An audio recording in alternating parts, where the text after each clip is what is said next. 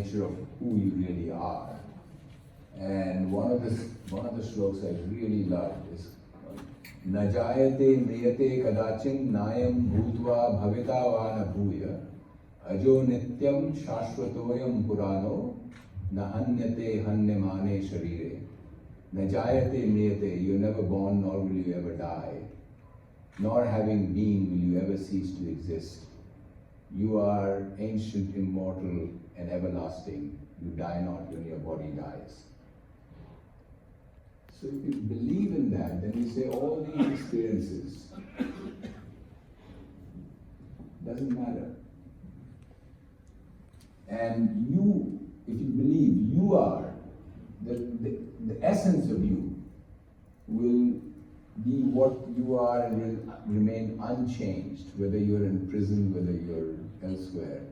And if you think about your whole life in the context of the larger universal truth, you put everything in context. This is all kind of...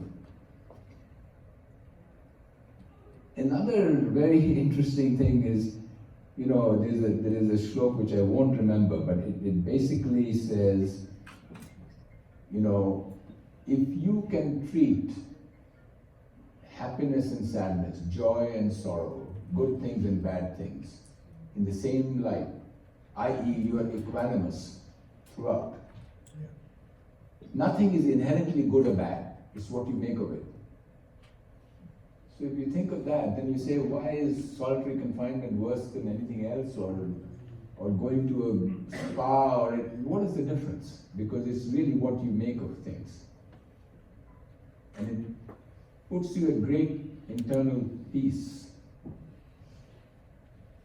Of course, you always have to struggle with, you know, I have always believed in this one. I always loved throughout my life, and I spoke at every graduation at ISB.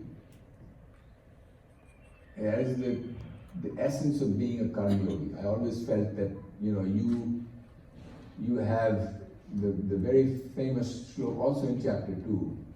Karmanne adhikarastu ma phaleshu kadachan ma karma phala hetur bhur ma sangosra karmani. You have a right to work, never to the fruits thereof. And if you do the right things with the right intentions, then the results don't matter. And think about that philosophy, which is very interesting, which I tell young people a lot, which is why do you always judge yourself in terms of career progression? Why don't you judge yourself on whether you're trying to become a better professional, you're doing the right things?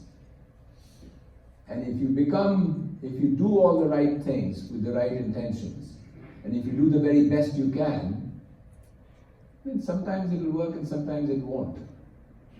And it doesn't really matter.